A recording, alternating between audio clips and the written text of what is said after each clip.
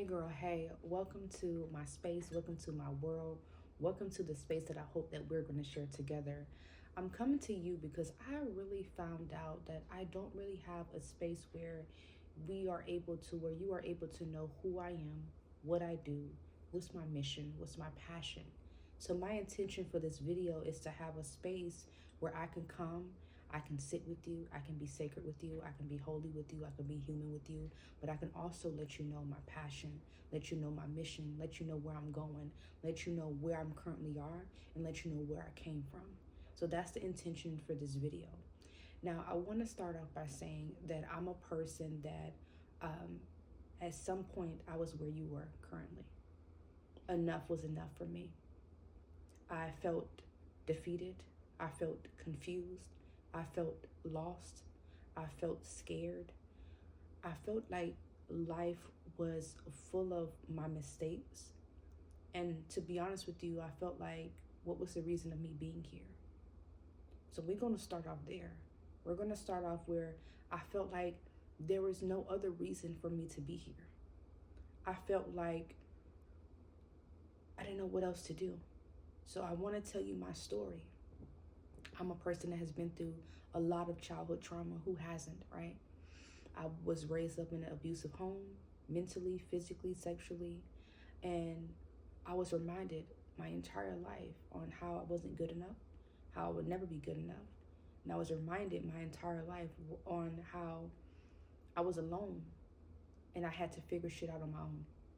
I was reminded of that for my entire life. I'm a person that ate abandonment for breakfast. Okay. I'm a person that ate disappointment for breakfast, right? I'm a person that played caregiver. That was the person that everybody called on and loved and wanted to need help and assistance. And I was the hero for everybody. I was the hero for everybody. And I found pride in that. And the reason I found pride in that, because a part of me believed that if I played hero for everybody else, there is not a chance that they wouldn't play hero for me, right? There is not a chance that they wouldn't support me. They wouldn't love me unconditionally. They wouldn't show up for me when I needed them the most. So I spread it myself thin. I answered everybody's calls. I supported everybody. I reached out to everybody. I mingled with other people's mess to clean up their own mess. I came up, I played clean up every time. I became a doormat. Until one day, I woke up and I was in a doctor's office, in a psychiatrist's office, and she told me that you are clinically depressed. You have generalized anxiety, and I need you to take this medication. At that point, I was disappointed because I was like, how did I get here? How can I be so depressed, but I feel like my world is full of people? How can I be so depressed? I was so unhappy. I cried every single day. I was scared every single day. I felt like there was no more room for me to live, which is why I sought to go to a psychiatrist. And when she told me that I was clinically depressed and I had generalized anxiety and I had panic disorder, I felt like my world ended when I had to take medication, because you know what that meant for me? That meant that I needed help. That meant that I have gone bad and I really needed someone to intervene. And the thing that intervened was medication, not the people that I loved and that I showed up for, but medication. I felt like I failed myself. And that is a tricky feeling. So I went home with that medication and I looked at it and I looked at myself in the mirror and I asked myself, how did you get here? How did you get here? And to someone else, taking medication may mean, a step on a new journey. But for me, it was a sign of failure. And I needed to ask myself, how did I get here? And it was trial and error. For the first year and a half, I took medication after medication. It felt like I got worse. I stopped going outside. I stopped reaching out to people. I stopped answering people. I laid in the bed all day. I became a terrible mother. I became a horrible wife. I didn't want to be bothered. And I started to experience a different level of panic. I was afraid to go to my favorite places. I was afraid to go to do my favorite things. So it just felt like my life turned upside down. It felt like nothing was the same anymore. That's what it felt like. It felt like I was being shedded of everything that I once thought was true. All the relationships that I thought was valid or had some type of strength, they started to disappear. My phone became silent. My house became empty. And that was tricky for me because I was the person that showed up for everybody. I was the person that supported everybody. I was the person that if someone told me they was depressed, I'm at their house. I'm getting them outside. I was the caregiver. I was the lover. I was the supporter. I was the protector. I was the provider. And the moment that I hit rock bottom, my space was empty. It seemed like no one cared. No one seen me. No one truly seen how bad I got.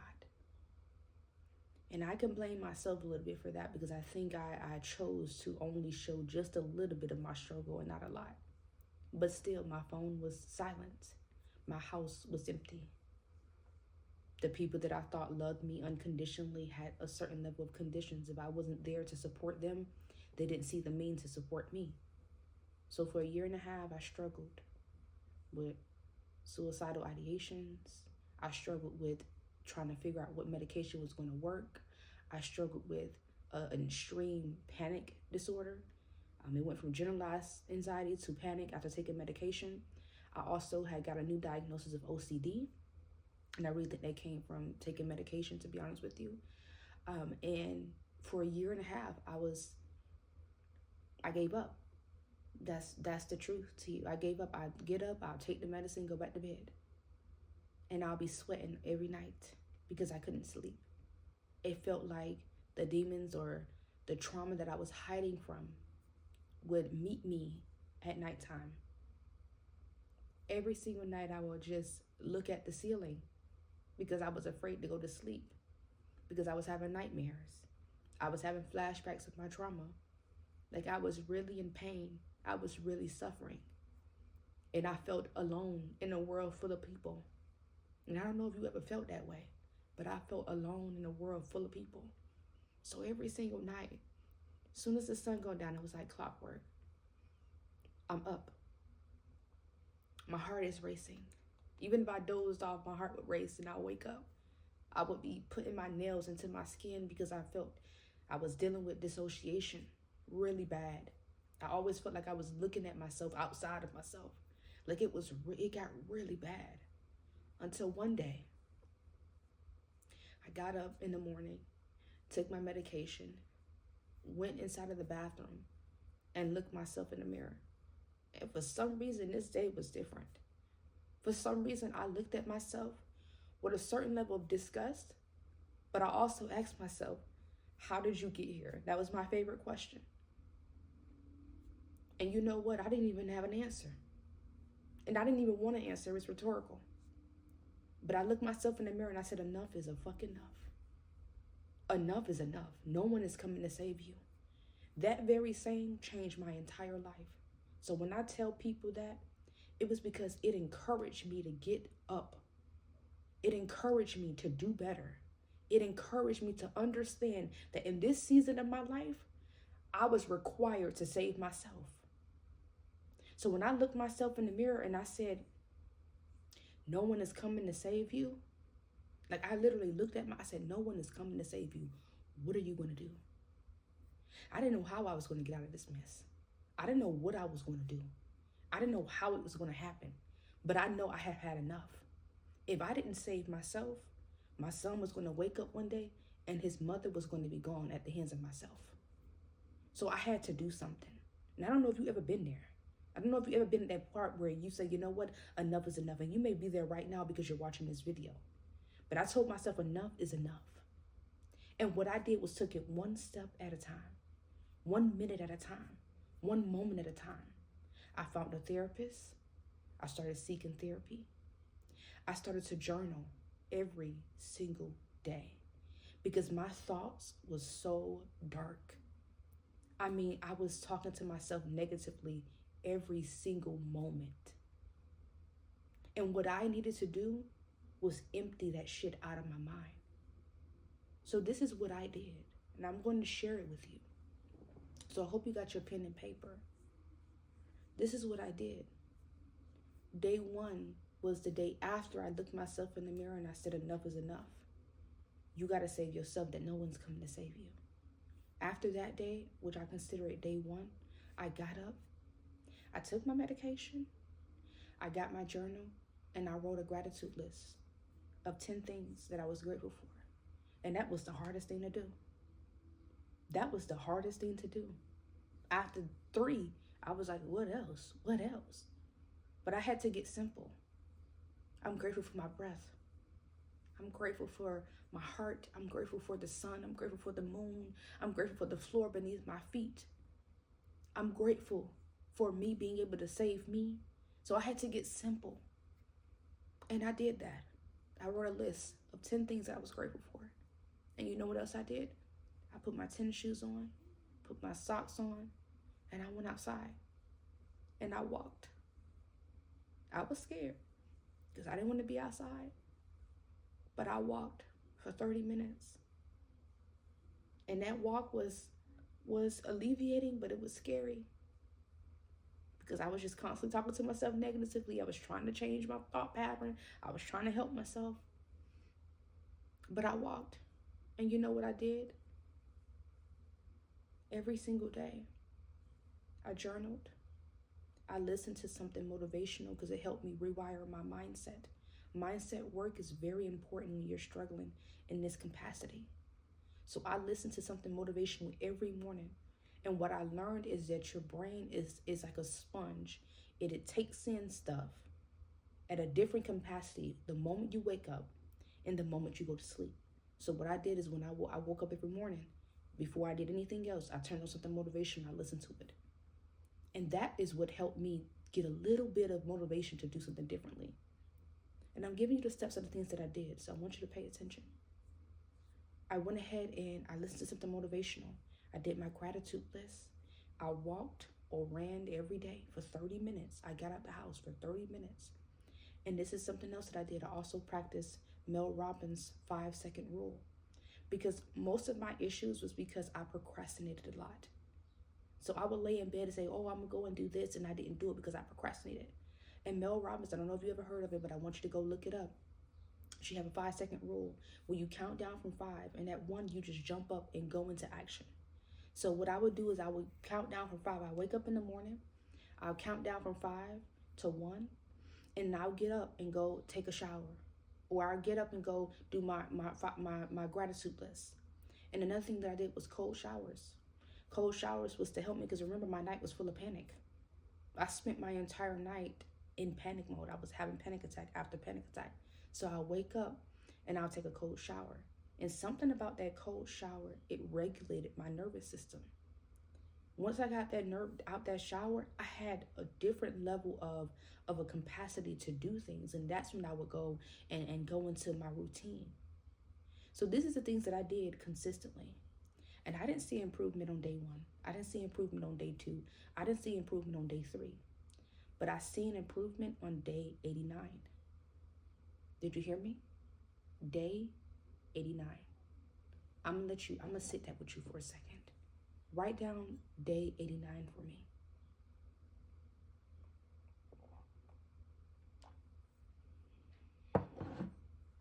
Most people would give up on day 10. Hell, day 2. I'm not feeling better. Day 3, I'm not feeling better. But I was consistent for 89 days. I showed up every single day. I made sure I did my gratitude list. I made sure I did my cold shower. I made sure I went outside for 30 minutes. I made sure I journaled. I also made sure, I think I said this already, my cold showers. And I started to meditate. I did those things every single day. Non-negotiable. I didn't even worry about being a mom. Like I told you, I was a bad mom at this point, so judge me if you want. I didn't worry about being a wife.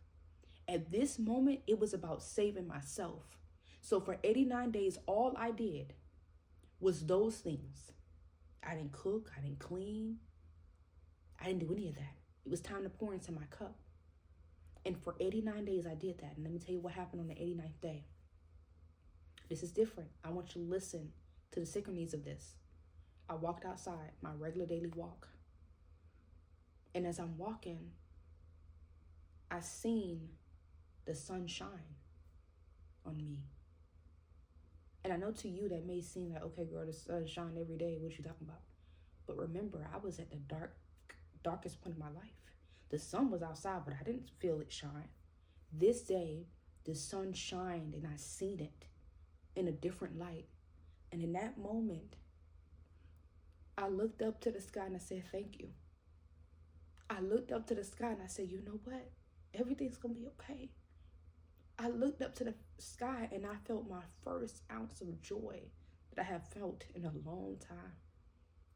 And then at that point, I knew I was up to something. At that point, I knew that my foot had crossed the threshold. At that point, I knew that I was no longer traveling the lines in the darkness, that I was about to cross over the threshold. And what I did, continue. That's my journey. And that's just one of the darkest moments of my life. But that was the moment of my life where I didn't have all the education. I didn't have all the life coaching. I didn't have all this stuff. I had to pick pieces and stuff from different articles, and I had to research on Google, and I had to find out different ways to help me get out of this, and I had to do this, I had to do all of those. And within those 89 days, I'm sorry I didn't say this part, but within those 89 days, I went to my psychiatrist and I got off of all medication. They tethered me off of all medication because I wanted to do this on my own. I needed to prove something, not to the world, but to me. I needed to prove that I got me. I needed to prove that I can do this. I needed to prove to myself that I'm going to have your back no matter what. On 89th day, I felt joy again. Not because of medication, not because of other people coming to save me, but because of me. Do you know how good that feels? And I was in therapy, thanks to my therapist. She was also a life coach, thanks to her, because she helped guide me and support me. And this is almost similar to what I do and what I walk women through their healing, through their dark night of the soul, through their rock bottom. I walk you through different rituals to help you get order in your life. Sometimes our life is out of order. Sometimes we feel like have you ever found yourself feeling like nothing matters anymore? Nothing makes sense anymore. You're not who you used to be, but you're not who you want to be. You're like in this sacred in-between space. And it's almost depressing because you are aware that you're not where you want to be, but you also are aware that the things that used to make sense for you don't make sense. The people that used to make sense for you don't make sense for you. The conversation that you used to be able to engage in, you can't engage in those conversations. So you almost feel like you're stepping into this level of depression because you don't want to be around the same people. You start to seclude yourself. You start to become depressed. And if you're not very smart with this journey, you will step into depression.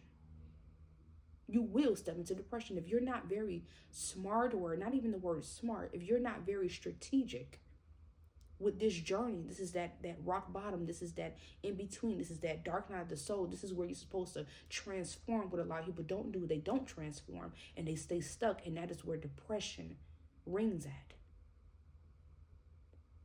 But have you ever felt like have you ever looked around and thought, who even am I? Who am I? I don't even know who am I anymore. You ever, that is what I felt. I had an identity crisis. I had a severe identity crisis. And it just so happened that I didn't act appropriately or strategically. And it made me go into this dark hole of depression for years on end. Until I said, you know what? Enough is enough. So that's what I help women through. I help you, and I help you use rituals. There's different rituals for different things that I have used. And we'll be here all day if I named every ritual that I've used. But it's not really about the ritual. It's about the things that I did, the things that I had to go through. I had to believe and understand that there is no cheap way around this. There is no shortcut way around this. I had to go through the hardship to get to where I had to go. I had to go through it to get through it. That was on day 89. Remember that number. Who is going to stay consistent for 89 days with no proof that what they're doing is working? if what they're doing is not an overnight success. Because I was getting bits and pieces of confirmation that, hey, keep going. You know, when I take my showers, I was feeling just a bit of more like energy. And when I did my journal prompts, you know, I was feeling a little bit more freer in the mind. Like, it was bits and pieces, but it wasn't like, boom, everything felt better, which is what a lot of us want. And sometimes it's you find your lessons, you find your connection, you find your divinity, you find your holiness in the journey, on the bridge, getting across the bridge. You find it in that process. But what a lot of us want to do, we want to skip the bridge and just go to the other side. And what we don't understand is that the message, the meat and potato, the lessons, the divinity, the holiness is on that bridge. It's on that bridge. But it's hard to understand that when you're going through it. It's hard to understand that when you are going through the depths of it all. So that is how I help women. I help you use the tools that I have used to help me get through. Sometimes consistency, devotion is a recipe of transformation. Because all I really did, if you want to just make it in simple terms, is I stayed devoted to pouring into myself, and I stayed consistent. Devotion plus consistency is the recipe for transformation. So I want you to think about that. Sometimes we don't know what to do, and that is what that is who I am. I'm the intercessor there. I tell you what to do, how to do it, when to do it, how much to do. I give you the recipe to be able to use to make your meal. That is what I do. I'm the guide to guide you through those process, that journey. When you at the dark night of the soul, when you have hit rock bottom. And rock bottom to me sometimes is losing your identity, losing who you thought you was. You had this good job, you had this thing, you thought you had it all, but you turn around and look and say, you know, this is not the life that I want. And sometimes that is scary. That is where I come in at. I guide you through that journey to get to the other side. I want you to think about that as well. Devotion plus consistency is the recipe for transformation. But write that down for me.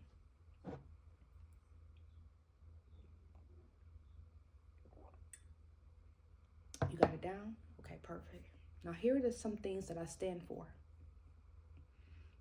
Number one, healing is messy, but it's also sacred.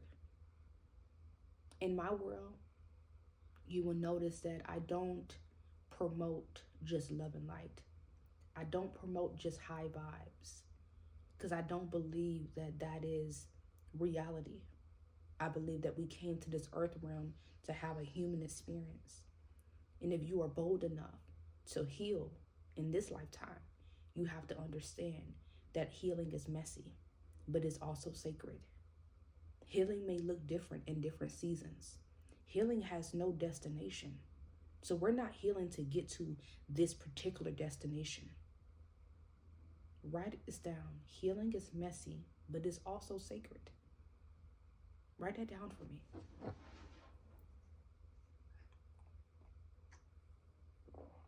All right.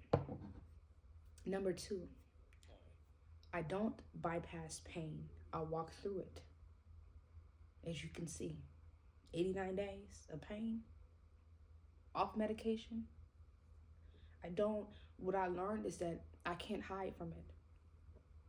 What I learned from it, when I tried to hide from it, when I tried to push it to the side, when I tried to, almost lost my life. What I learned is that I can't hide from pain. I had to walk through it. It's like walking through a fire. I can't walk around the fire. There was no way around it. So that's what happens is you look and you see it's like a fire. It's in front of you. It's from one end to the other. And there is no way around it, so you stay in one spot. Because who wants to go through a fire? That's going to hurt. That's scary. However, people like myself, when I had to look myself in the mirror and say, you know what, if you don't do something right now, you're going to lose your life. And it may not be as serious like that for you. But your joy depends on you being able to get through this journey. Your abundance depends on you being able to get through this journey, get through this fire, get through this dark moment. But for me, it was my life depended on it. So I had to consciously walk through that fire. There was no way around it. So now, one of my slogans is, I don't hide from pain, I walk through it. Remember, when I walk through it, my lessons are in there. My divinity, my strength, my resilience, my abundance, my stamp is in that. Having the audacity to do that and then doing it anyways. I come out stronger than I did when I went inside. I come out wiser than I did when I went inside. I come out with more hope and more faith and more joy and more love, more connection with my own divinity when I decide to go through it instead of hiding from it. I want you to write this down. We don't hide from pain. We walk through it. That's number 3. And I wrote everything down, so that's why you probably see me over here doing this. Like I stated to you, I don't lead with hype. I don't lead with high vibes. I don't lead with love and light. I lead with shadow. I lead with dark night of the soul. I lead with frequency. I lead with insight. I lead with breakthrough. These are the things that I lead with, because these are the things that have been my holy grail. These are the things that I know how to do. I don't talk about things that I don't know about. So when I talk about pain, and when I talk about suffering, and when I talk about shadow work, when I talk about mindset work, when I talk about resilience and hope and faith and divinity and holiness and being a human, these are the very things that I walk through. Me. I walk through those fires, and I consistently do so. I'm a Scorpio, so I do a lot of death and rebirth. There's always a part of me that's going through a death and that's going through a rebirth. So I'm always learning. And then what I'm doing is I'm taking what I learned and I'm sharing it with you. Because that's what I promised God. I tell God every time, if you help me get through this, I will go back and get your people. I will go back and share this information. I will go back and help the next woman. Because how selfish can I be going through this dark night of the soul, this fire, this pain, and this walk and just leave everyone else? No, I'm going to uplift. I'm going to encourage. I'm going to inspire. I believe that women are supposed to live consciously, confidently. Give me a moment. I believe that women are supposed to live consciously, confidently, and courageously. And the only way that you can live that way, what I have learned, is that you have to be able to heal those things that are in the way of you being more confident. That's in the way of you being more courageous. That's in the way of you being more conscious. Those are my 3 C's: consciously, courageously, and confidently. That's at the end. That's what I hope to provide, to help women heal, to help women remove their self, or to walk through their dark night of the soul, to walk through the fire, to walk through their rock bottom so they can go to the other side of their becoming, where they become more conscious, where they become more confident, where they become more courageous. That is my hope. Where you are more confident within yourself. You're more courageous with yourself and with life. You're more conscious with yourself, with your divinity, with your holiness. That is the end goal. Now, here is the thing. In my world, we're going to have a lot of tears. A lot of tears, and some people may call it suffering. Because I feel like everyone suffers to a capacity. And if you don't learn how to get through your suffering, you're going to spend a lifetime suffering. So we're going to be over here working. We're going to be over here doing the shadow work. We're going to be over here guiding. We're going to be over here doing what we're supposed to do and how we're supposed to do it. But we also going to have a lot of fun doing it. We're going to laugh at ourselves. We're going to laugh at the journey. We're going to make light of it. We're going to dance. We're going to have fun while doing it, because healing looks different in different seasons. So it's not all serious over here. It's not all, oh my God, you better heal and there is no fun to be hit. No, because remember I said I don't believe in just one thing. I'm very big on duality. I'm very big on duality. That's my favorite thing to understand, and that's what I learned in my spiritual journey is duality. Now, if this conversation that we just had, if this inspires you to do more, if this inspires you to take one foot in front of the other, if this inspires you to look yourself in the mirror and have that come to Jesus talk, right? Have that serious talk, like, hey, you have to do something. If you have that conversation with yourself and you want to know, what can I do? I want to invite you into my world. This video is a opener into my world, but I want to invite you into it. And by doing that, we have different ways that you can work with me. Different ways. Number one, I have something called Lala's Inner Temple. And that is just a telegram that I go to, and I drop daily insights. I drop daily inspiration. I drop daily information that I get from source, from God, from the creator. I drop it right in there to help you learn something different, to help you learn something new, to help you learn to get your mindset. Remember, I said your mindset is going to be the biggest one. Your mindset, that was the biggest thing, because I learned that suffering starts in the mind. So your mindset is going to be the biggest thing there. So I want you to really think about that. Like, you have to be able to introduce yourself to new information. And sometimes just going on YouTube, searching inspirational, sometimes it's not what you really need, right? So you got to try to sort through, and sometimes you like, forget it. So Lala's Inner Temple is supposed to be that intermedium there that's supposed to step in place for you to hear what it is that you need, to inspire you, to activate you, to do more, to step forward, to take another step, to live another day. That is what Lala's Inner Temple is about. So that's the first way that you can come in my world and work with me and see how it is to work with me, right? And then number two is going to be something called the In-Between Temple. The In-Between Temple, it is still in the phases of me laboring it. But by the time this video come out and you look at it, more than likely I'm going to have been already gave labor to it, or gave birth to it. That's the word. The In-Between Temple is going to be my heart and my soul. Because what I'm going to do for the In-Between Temple is I'm going to put everything that I have learned through my dark night of the souls, my in-between, my fires, whatever, everything that I have learned, every ritual that I have used, everything that have saved my life. You know how I gave you those little bits and pieces of, cold showers and the Mel Robbins and the gratitude list, etc. It's going to be like a place that you go when you are going through the dark night of the soul and you need to be guided.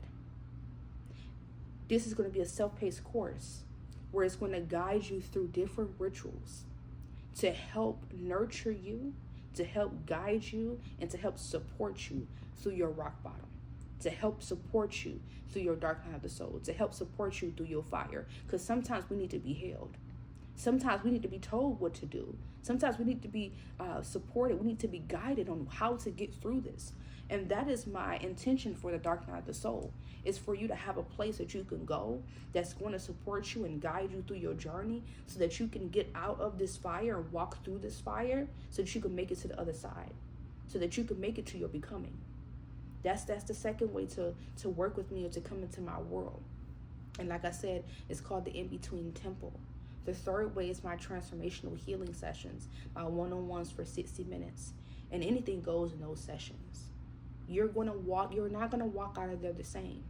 You're going to walk in one way and walk out differently, whether that's with a different mindset, whether that's with a breakthrough, whether that's with different insight, whether that's, I'm changing my life. Whatever it is, you will not walk out the same. You will not. And number 4 is my one-on-one vortex clients. These are my clients that I work with on a long-term basis, because what I learned, remember I said day 89 is what I changed. That's when things changed for me. Not on day 1, not on day 2, not within 60, not within 60 minutes, 40 minutes, day 89. So what I learned is that I have to have an offer to help people that wants to do the real work long-term, because I know their healing is within that. They want to walk through on the bridge with me so I can walk with you to be able to get to your healing, to be able to get to your joy, your peace, your abundance, whatever it is that you are requesting in this season. That is my one-on-one vortex clients. I have 3 months and then I have 6 months. So these are the ways currently right now to work with me. These are the ways currently right now to experience what it is to how to work with me. And then there is a way of going into my email list, as you already are, or if you're not, go ahead and join, where you get to just receive some of my little bits and pieces of my insight. That is the very start of the tadpole, if that's where you want to start. But this is what I want to leave with you. Let me breathe a little bit. Hold